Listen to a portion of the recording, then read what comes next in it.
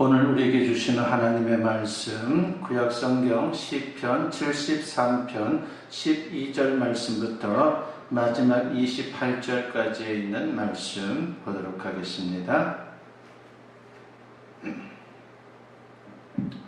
찾으신 줄 알고 제가 봉독해 올립니다.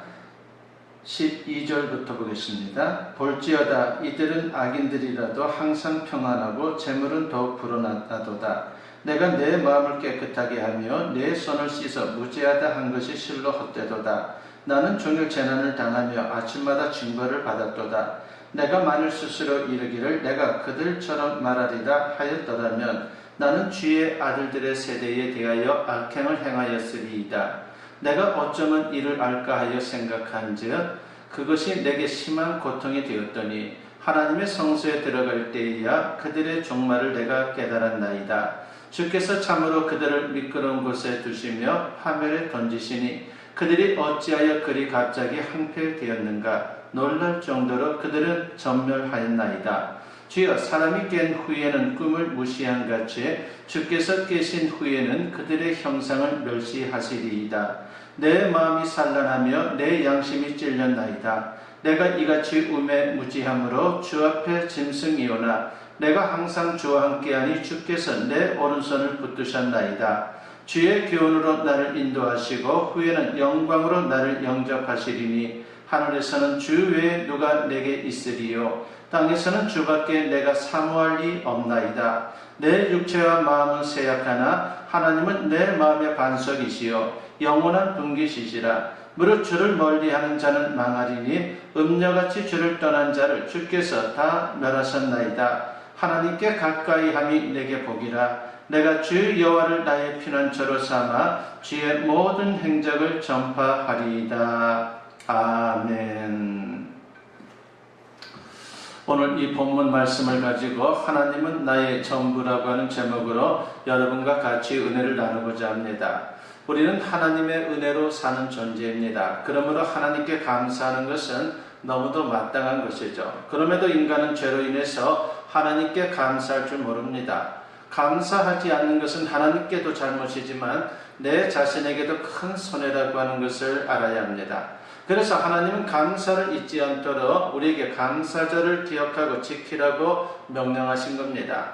감사가 중요한 이유는 감사의 유무가 행복과 불행을 좌우하기 때문입니다. 그런데 진정한 감사는 하나님을 경외하는 진실한 신앙이 있어야만 가능합니다. 그러므로 신앙, 감사, 행복은 정비례합니다. 흔히 사람들은 행복이 소유 혹은 조건과 정비례한다고 생각을 합니다. 과연 그렇습니까? 그렇다면 돈이 많을수록 행복할까요? 모 신문사 조사에 의하면 소득이 얼마 동안 올라가면 이제 어느 정도까지는 행복지수가 올라가다가 그 이상이 되면 더 이상 올라가지 않고 오히려 떨어진다고 했습니다. 국가별 행복지수도 1인당 GDP 순서대로가 아닙니다. 또 건강 등 조건이 호전되면 행복할까요? 반드시 그렇지만도 않다고 하는 것입니다. 어느 시각장애인 거린이 너무도 불쌍해서 목사님이 개안 수술을 해주었습니다. 처음에는 얼마나 좋아했는지 모릅니다. 그러나 얼마 후에 목사님을 찾아와서 항의를 하는 겁니다. 이유는 눈을 뜨고 나니까 사람들이 적선을 해주지 않아서 먹고 살기 힘들다는 것이죠. 불평하는 사람은 이래도 저래도 감사할 줄 모릅니다. 그러니까 소유가 늘고 조건이 좋아져서가 아니라 감사해야 행복해진다라고 하는 것입니다. 그래서 우리는 범사에 감사해야 합니다. 그런데 이것이 말처럼 쉽지가 않습니다. 성도들도 때로는 조건에 따라 마음이 흔들리고 감사 대신 불평하기 쉽습니다. 특히 감사하지 못하는 중요한 이유는 다른 사람과의 비교의식 때문입니다. 우리 속담에 사촌이 땅을 사면 배가 아프다라고 하는 말이 있습니다. 비교의식은 행복하던 사람을 금세 불행하게 만든다는 것입니다. 상대적 박탈감 때문인 것이죠. 오늘날 미국 흑인들이 가장 존경하는 사람 중에서 말콤 X라고 하는 분이 있습니다. 그분은 어렸을 때 흑인으로 태어난 것이 너무도 싫었습니다. 그래서 그의 가장 큰 소원이라고 하면 백인처럼 되는 것입니다. 그 소원을 이루려고 별의별 행동을 다 했습니다. 비누로 피부를 박박 문지르기도 하고 머리를 물들여 보기도 했습니다. 그래도 안 되니까 백인에게 한을 품었습니다. 그러던 어느 날 그가 생각을 바꿨습니다. 나는 백인이 될 수 없다. 나는 흑인으로 존재해야 한다라고 하는 그 생각을 이제 마음에 새긴 것이죠. 결국 흑인의 아름다움을 되찾는 운동을 벌이게 되면서 이제 전국적으로 캠페인을 벌였습니다. 그것이 바로 Black is Beautiful, 즉 흑인은 아름답다라고 하는 운동을 펼친 것입니다. 이처럼 자기 존재를 인정하고 그 상황에서 최선을 다하니까 그는 마음에 엄청난 기쁨이 있었고 그리고 존경받는 사람이 될 수 있었습니다. 그런데 비교의식 때문에 성도들조차도 마음이 흔들리고 감사를 잃을 때가 얼마나 많은지 모릅니다. 본문 시편 73편을 쓴 아삽도 그랬습니다. 그는 다윗왕 시대에 성가 대장으로 있었는데 그가 쓴 시가 시편 속에 여러 편 수록되어 있습니다. 그 정도로 수록되었다면요, 그는 어느 정도 참으로 꽤 훌륭한 신앙인이었다라고 생각해 볼 수가 있는 것이죠. 그럼에도 비교의식 때문에 신앙이 흔들리고 감사 대신 불평에 사로잡힐 때가 있었습니다. 다행히 나중에 신앙을 회복하고 감사 찬양을 했지만은 아삽의 모습은 우리에게 중요한 교훈을 주고 있습니다. 신앙이 웬만큼 성숙하지 않으면 감사하기 힘들고 감사하지 않으면 불행해진다는 것입니다. 그러므로 진정 감사하는 사람, 정말 행복한 인생이 되기 위해서는 신앙이 성숙해져야 합니다. 이제 본문을 통해서 아삽은 왜 신앙이 흔들렸는지, 어떻게 감사를 회복하고 행복한 인생이 됐는지 같이 살펴보고자 합니다. 1절부터 13절 말씀을 보면은 아삽은 악인들을 보면서 낙심했던 경험을 털어놓습니다. 하나님이 살아계시다면 어떻게 악인들이 하나님을 무시하는데도 형통할 수 있나? 너무도 이상했다라고 하는 것을 그는 고백합니다. 그들은 돈도 잘 벌고 몸도 건강하고 고난도 없고 죽을 때도 고통 없이 죽는 그런 모습을 보였습니다. 본문 12절 말씀에 보니까 볼지어다 이들은 악인들이라도 항상 평안하고 재물은 더욱 불어나도다 라고 있습니다. 반면에 자기를 보니까는 나름대로 신앙생활 열심히 한다라고 그리고 깨끗하게 산다라고 그렇게 생각했는데 고난이 많다는 것이죠. 참으로 나름대로 신앙인답게 그렇게 살면 하나님이 고난을 없애주면 좋을 텐데 하나님의 사람으로서 고난을 받고 힘들어하는 모습이 그에게는 너무나도 힘들었습니다. 본문 13절과 14절에 보면은 내가 내 마음을 깨끗하게 하며 내 손을 씻어 무죄하다 한 것이 실로 헛되도다. 나는 종일 재난을 당하며 아침마다 징벌을 받았도다 라고 했습니다. 신앙의 갈등이 생겼습니다. 세상 사람들 앞에서 신앙생활 때나 한다라고 소문이 났는데 악인만도 못하니 영 체면이 서지를 않았습니다.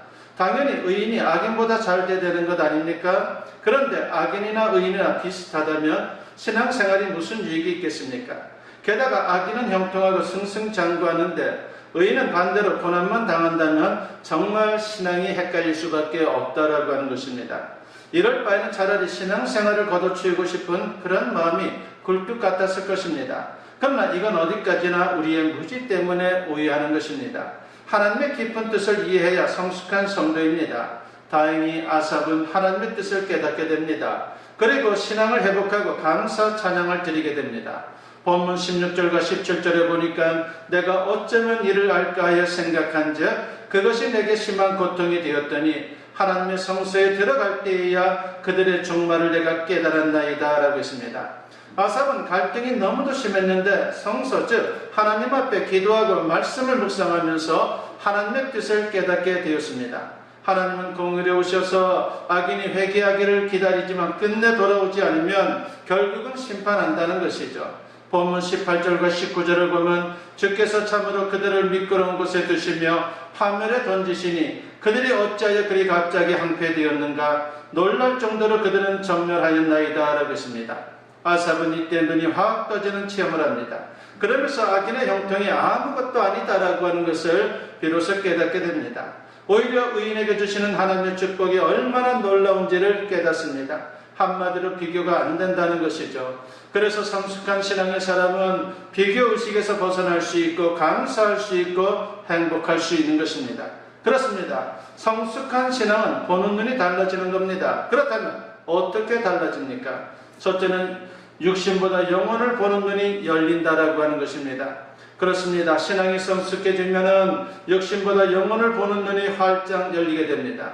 육신의 조건만 보면 악인들이 훨씬 더 나은 경우가 얼마나 많습니까? 그러나 인간은 영적인 존재입니다. 하나님께서 육신과 영혼으로 우리 인간을 창조했습니다. 그러므로 육신의 조건만 충족시켜 아무리 편리하고 안락하다 할지라도 진정으로 행복할 수는 없다라고 하는 것입니다. 만일 그렇다면 행복은 성적순이고 재산순일 것입니다. 많은 사람들이 신앙에 관해 오해합니다. 하나님을 믿으면 무조건 부자가 되고 형통하고 건강하고 모든 것이 다 잘 된다라고 생각합니다. 물론 하나님이 창조주로서 우리의 육신을 위해 필요한 것을 공급해 주십니다. 하지만 하나님께서 믿는 성도들에게 특별히 주시는 것은 육신의 필요보다 영혼의 필요입니다. 그게 바로 영생인 것이죠. 요한복음 4장에 보면요, 사마리아 여인이 우물가에 물을 기르러 왔다가 예수님을 만나는 장면이 나옵니다. 그때 예수님께서 그녀에게 말씀합니다. 요한복음 4장 13절과 14절에 보면은 이 물을 마시는 자마다 다시 목마르려니와 내가 주는 물을 마시는 자는 영원히 목마르지 아니하리니 내가 주는 물은 그 속에서 영생하도록 솟아나는 샘물이 되리라고 했습니다. 육신을 위해 마시는 물은 필요하지만 잠시 육신을 만족시켜주는 것에 불과합니다. 반면에 예수님이 주시는 물, 즉 영생은 우리 영혼 깊은 곳에서 솟아나는 샘물처럼 계속해서 우리에게 기쁨을 가져다 주는 것입니다. 흔히 영생을 장차 천국에 들어가서 영원히 사는 것으로 이해하지만 그것은 반쪽짜리 진리입니다. 영생은 예수님을 영접한 사람의 영혼에 부어주시는 영적인 기쁨이죠. 그것이 지상에서부터 시작이 되는 겁니다. 그러다가 장차 천국에 들어가면 그 기쁨이 극에 달합니다. 예수님을 믿는 성도들에게만 주시는 영생은 하나님이 주시는 특별한 선물입니다. 그래서 영생을 통해 세상에서 맛볼 수 없는 신령한 기쁨과 평안을 우리 믿음의 사람들은 맛볼 수 있는 것입니다. 요한복음 14장 27절에 보면은 평안을 너희에게 끼치노니 곧 나의 평안을 너희에게 주노라. 내가 너희에게 주는 것은 세상이 주는 것과 같지 아니하니라. 너희는 마음에 근심하지도 말고 두려워하지도 말라 하겠습니다. 이 평안은 장차 천국에서 만끽하겠지만 세상에서도 이 평안의 힘이 얼마나 큰지 그 어떤 염려와 근심도 물리칠 수 있는 것입니다. 그래서 성도는 영생을 얻고 맛보기 시작하면 환경과 조건을 초월한 기쁨과 평안을 경험할 수 있는 인생을 살 수 있는 것입니다. 여객선이 항해 중에 갑작스럽게 폭풍우를 만나게 되었습니다. 그러면서 난파되는 상황 속에서 침몰하는 그런 위기에 빠지게 되었습니다. 승객들은 죽느냐 사느냐의 기로에서 엄청난 공포를 느껴야만 했습니다. 구조 요청을 했지만 구조선은 오지 않고 있습니다. 아수라장입니다. 그런데 승객 중에 한 노인이 침착하고 평안한 모습으로 주변에 두려움에 떠는 사람들을 돕는 것입니다. 다행히 침몰 직전에 구조선이 도착을 해서 그곳에 있는 모든 사람들을 다 구조했습니다. 모두가 가슴을 쓸어내렸습니다. 분위기가 진정된 후에 한 승객이 노인에게 다가와서 물었습니다. 어르신은 어떻게 그렇게 동요하지 않고 이 폭풍우 속에서 그리고 이 난파되는 상황 속에서 평안할 수 있었습니까? 라고 그렇게 물었습니다.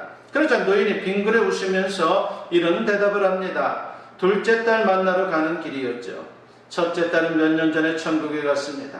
배가 침몰해서 죽으면 첫째 딸 만나면 되고 구조되어 살게 되면 둘째 딸 만나면 되고 그래서 마음이 평안했습니다라고 그렇게 대답을 하는 것입니다. 그렇습니다. 세상 사는 동안 우리 마음에 천국이 있으면 이렇게 살 수 있는 것입니다. 장차 천국에 들어갈 자가 누구입니까? 이 땅에서 마음속에 천국이 이루어진 사람이라야 천국에 들어갈 수 있습니다. 그런 사람만이 예수님을 믿고 영생을 얻은 사람이기 때문인 것이죠. 그런데 영생을 얻지 못하면 세상의 좋은 환경이나 조건을 아무리 추구해도 채워지지 않는 그런 영혼의 갈급함이 있을 뿐입니다. 그것은 참 행복이 아닙니다. 아무쪼록 하나님을 경외하는 신앙으로 영안이 열려서 육신의 것보다 영원한 영혼의 기쁨과 평안을 사모할 수 있는 우리 모든 성도님들이 되었으면 합니다. 그래서 어떤 환경에서도 감사하고 진정으로 행복한 인생을 사는 우리 모두가 되었으면 합니다. 두 번째로 신앙이 성숙해지면요, 부분보다는 전체를 보는 눈이 열리게 됩니다. 인간은 무지에서 눈앞에 보이는 작은 부분만을 봅니다. 그래서 어떤 경우에는 나중에 큰일이 날 일인데도 좋아하고 어떤 경우에는 나중에 큰 축복이 될 일인데도 괜히 슬퍼합니다. 하나님은 우리 인생의 계획을 세워놓고 있습니다.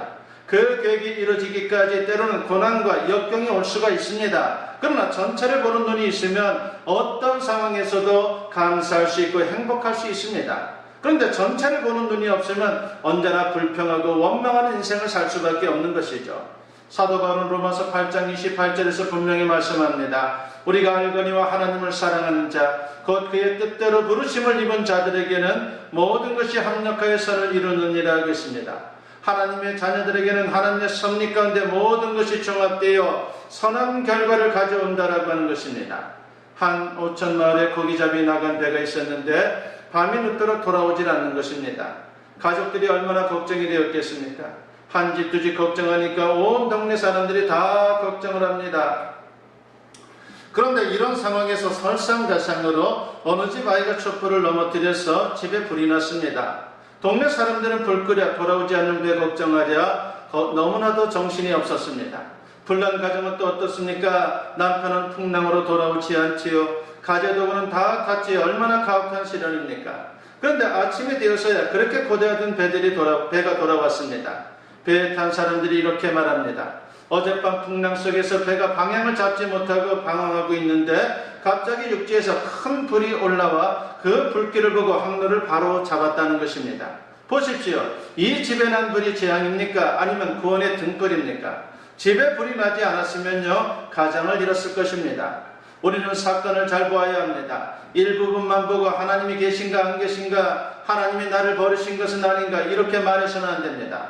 시편 기자는 고백합니다. 시편 119편 67절과 71절에 보면은 고난당하기 전에는 내가 그릇 행하였더니 이제는 주의 말씀을 지키나이다. 고난당한 것이 내게 유익이라. 이로 말미암아 내가 주의 율례들을 배우게 되었나이다 라고 했습니다.